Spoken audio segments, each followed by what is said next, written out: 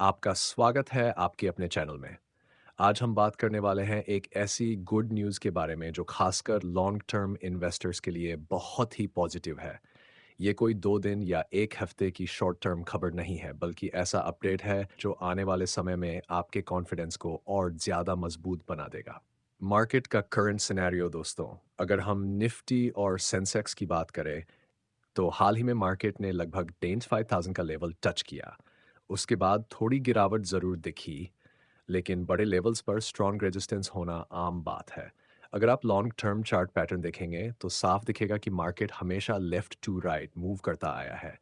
इसका कारण सीधा है। इंडिया की इकॉनमी लगातार ग्रो कर रही है और इसी वजह से मार्केट भी समय के साथ ऊपर ही जाता है। मार्केट क्यों बढ़ता है? मार्केट ऊपर जाने का सबसे बड़ा कारण है फंड इनफ्लो। जब पैसा लगातार मार्केट में आता है तो शेयर प्राइस ऊपर जाते हैं, और अगर पैसा निकलने लगे यानी आउट ऑफ फ्लो बढ़ जाए तो मार्केट डाउन होना शुरू हो जाता है।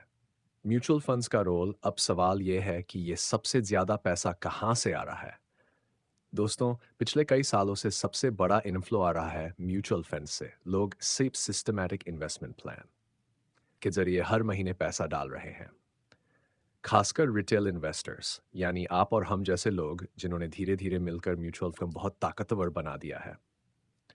Association of mutual funds in India data data August, अब आते हैं ताज़ा डाटा पर जो एमएफआई ने अगस्त महीने का पब्लिश किया है। One, industry AUM and engagement. अगस्त तक म्यूचुअल फंड इंडस्ट्री का कुल एयूएम है करीब 75 लाख करोड़। सोचिए, इतना पैसा इंडस्ट्री में इन्वेस्ट हुआ है। जल्दी ही वो दिन भी आएगा जब ये आंकड़ा 60 लाख करोड़ को पार कर जाएगा। Two, net equity inflow. अगस्त में इक्विटी कैटेगरी में आया नेट इनफ्लो करीब 33,433 करोड़। ये जुलाई से लगभग 20% कम है, लेकिन फिर भी ये लगातार 54th month of positive inflow है। यानी 4.5 साल से इक्विटी में पैसा आ रहा है, निकल नहीं रहा। एसआईपी इनफ्लो, सिप के जरिए आया पैसा अगस्त में था करीब 28,265 करोड़। जुलाई की तुलना में थोड़ा कम ज़रूर है, लेकिन फिर भी ये आंकड़ा बहुत बड़ा है। ये बताता है कि भारतीय इन्वेस्टर्स हर हाल में, चाहे वॉर हो, टैरिफ हो या अनसर्टेनिटी, अपनी सिप्स को जारी रख रहे हैं। Debt and hybrid funds, debt fund से अगस्त में पैसा निकला है, यानी इन्वेस्टर्स ने वहां से पैसा निकालकर दूसरी जगह शिफ्ट किया। हाइब्रिड फंड्स में करीब 53,293 करोड़ का इनफ्लो आया है। Small cap, mid cap, flexi cap funds.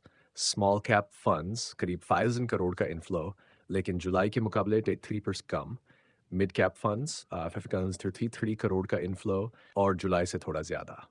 Flexi cap funds लगभग फ्लैट परफॉर्मेंस, करीब 7,500 करोड़ का इनफ्लो, दोनों महीनों में लगभग same. Gold ETF biggest surprise, अब आता है सबसे बड़ा surprise, gold ETFs. Gold price के तेजी से बढ़ने की वजह से अगस्त में गोल्ड ईटीएफ्स में इनफ्लो 74% तक बढ़ गया, यानी करीब 2,189 करोड़ का इनफ्लो गोल्ड में आया। ये क्लासिक ह्यूमन बिहेवियर है, जो चीज़ सबसे तेजी से भागेगी, लोग उसी में पैसा डालना शुरू कर देंगे। लेकिन बाद में जब करेक्शन आता है, तब वही लोग कहते हैं कि गोल्ड भी खराब है। सेप रजिस्ट्रेशंस एंड स्टॉपेज, अगस्त में नई साइप रजिस्ट्रेशन हुई करीब 68.69 लाख, वहीं बंद हुई साइप्स रही करीब 3 लाख। साइपी स्टॉपेज रेशियो 62.7% पर है, जो पिछले महीनों से थोड़ा कम है। बिग पिक्चर दोस्तों, इस सारे डाटा का मैसेज क्या है? लॉन्ग टर्म में इक्विटी मार्केट की फाउंडेशन बहुत स्ट्रांग है। डीआईआईज, डोमेस्टिक इंस्टीट्यूशनल इन्वेस्टर्स, यानी हमारे म्यूचुअल फंड्स, अब एफआईआई, फॉर इंस्टीट्यूशनल इन्वेस्टर्स के मुकाबले काफ़ी ताकतवर बन चुके हैं। यही वजह है कि एफआईआई की भारी बिकवाली के बावजूद मार्केट सिर्फ 5% ही डाउन है। अगर डीआईआईज मजबूत न होते तो मार्केट 10% से ज़्यादा गिर सकता था।